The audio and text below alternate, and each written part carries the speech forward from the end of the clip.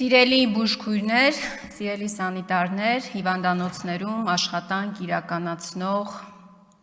ցանկացած անձնավորության առջև, կատարած աշխատանքի առջև մենք խոնարհվում ենք։ Խնդիրը ամենևին էլ բուժքույրերի աշխատանքը կամ բուժքույրերին նվաստացնելը չէ։ Խնդիրն այն է, որ իշխող քաղաքացիական պայմանագիր խմբակցությունը կարևորագույն առողջապահության մշտական հանձնաժողովի նախագահի պաշտոնի համար առաջադրել է թեկնածուի, ով չունի բարձրագույն կրթություն, ավարտել է բուժքույրական գործը եւ ամբողջ կյանքում որպես բուժքույր է աշխատել։ Տիկին Հունանյան, խնդիրը արդյունավետությունն է, թե դուք որքանով կկարողանաք արդյունավետ կառավարել այս բարդ ոլորտը։ Ընդամենը դրա մասին են խոսում իմ գործընկերները եւ մի մանիպուլացրեք այն, ինչ ասում են իմ գործընկերները։ Տիկին Հունանյան, ես ակնկալում եի, որ դուք բովանդակային ելույթ կունենայիք եւ ամբողջ կենտրոնացումը չէիք հանի նրա վրա, որ դուք բուժքույր եք եւ կփորձեիք արդարացնել, որ արդյունավետ եք կարողանալու կառավարել հանձնաժողովը։ Ես ցավում եմ, որ ձեր հիմնական մատնացույց արած խնդիրներից մեկը այն է, որ բժիշկները հիվանդների աչքերի մեջ չեն նայում, հայացքով չեն շփվում հիվանդի հետ։ Այս ոլորտը այնքան խնդիրներ ունի, որոնց մասին, եթե այսօր ամբողջ օրը խոսանք, օրը կավարտվի, բայց խնդիրները չեն ավարտվի։ Ես կցանկանայի, որ դուք խոսեիք պետպատվերի մասին, թե ինչի է պետպատվերը այդքան շուտ ավարտվում։ Մարդու բախտը բերում է, եթե տարեսկզբին է որևէ խնդիր ունենում, հիվանդանում, այո, քանի պետպատվերը վերջացած չի լինում։ Օրինակ, այս խնդրին որևէ բովանդակային պատասխան դուք ունեք, թե չունեք։ Ես այսօր ձեզ ուզում եմ ներկայացնել, սիրելի հայրենակիցներ, մի հարցման պատասխան, որը ստացել եմ առողջապահության նախարարությունից, ես սպասում էի հարմար առիթի սրա մասին խոսելու համար։ Ձեզանից շատերը հավանաբար ենթադրում են, որ չարորակ նոյագոյացություններով հիվանդ մարդկանց բուժումը անվճար է, պետպատվերի շրջանակներում կամ ոչ միայն, այլ նաև համապատասխան սահմանված կարգով 2004 թվականին ընդունված կառավարության, եթե չեմ սխալվում։ Նախ ուզում եմ արձանագրել, թե քանի չարորակ նոյագոյացություններով հիվանդություն է ախտորոշվել քանի քաղաքացու մոտ։ Միայն 2024 թվականին 50,000 քաղաքացու մոտ արձանագրվել է քաղցկեղ հիվանդությունը։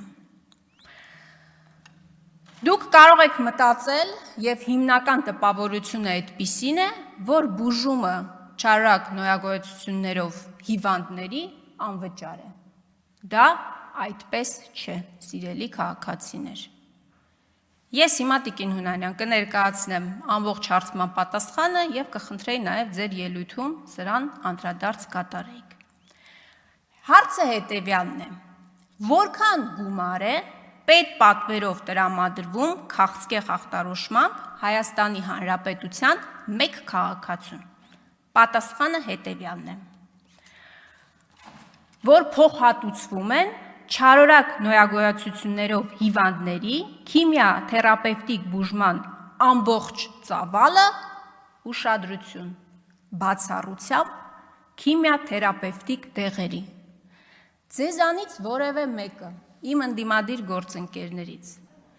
իշխանական խմբակցության падգամավորներից որևէ մեկը, Տիկին Հունանյան, խնդրում եմ ձեզ,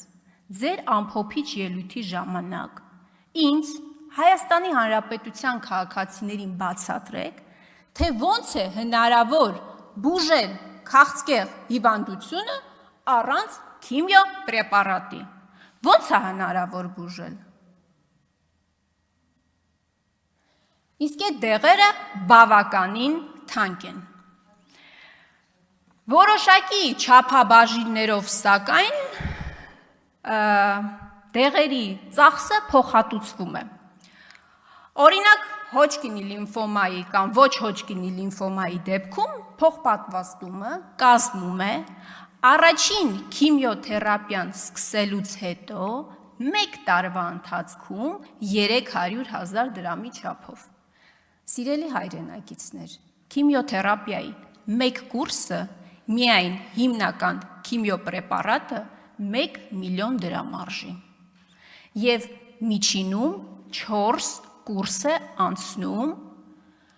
հիվանդը,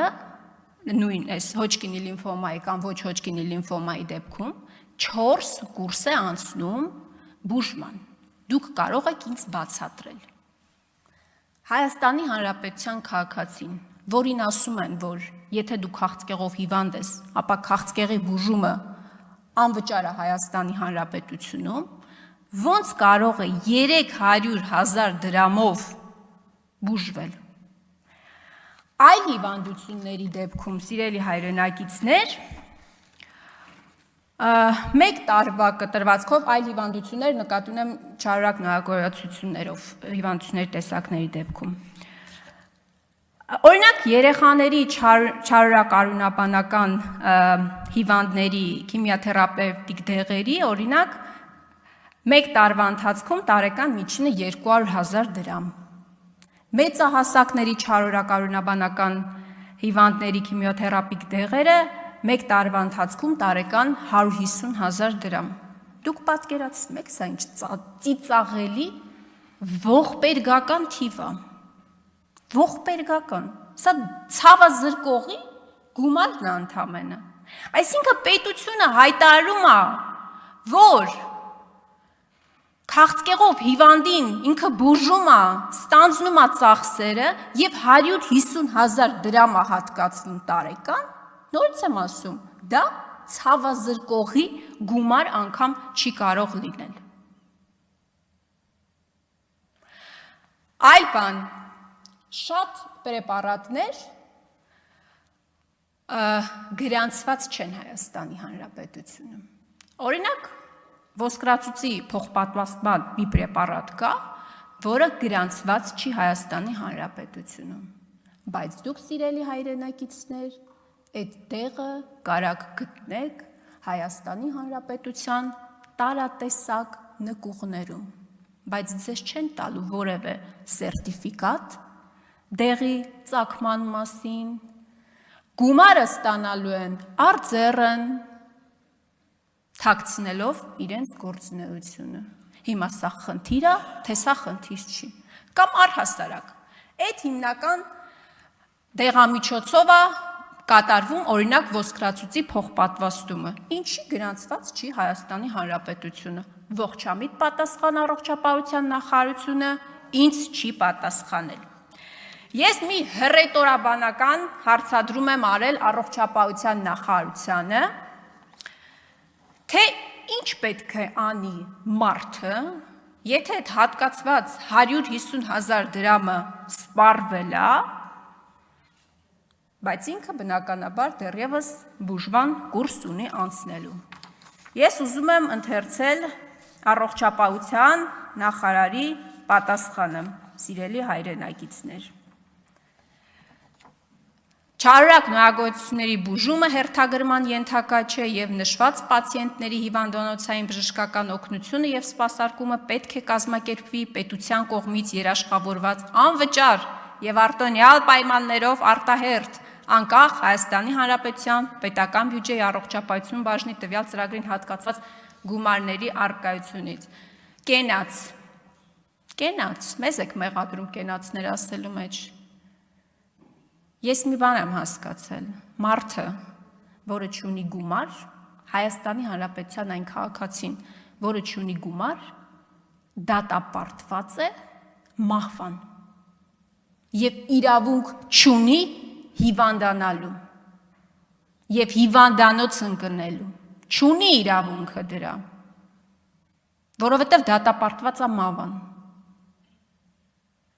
Սա մեր ամենակարևոր խնդիրն է։ Անապահով մեր քաղաքացիները ամենաառաջնային բախվում են այս խնդրին։ Շնորհակալ եմ։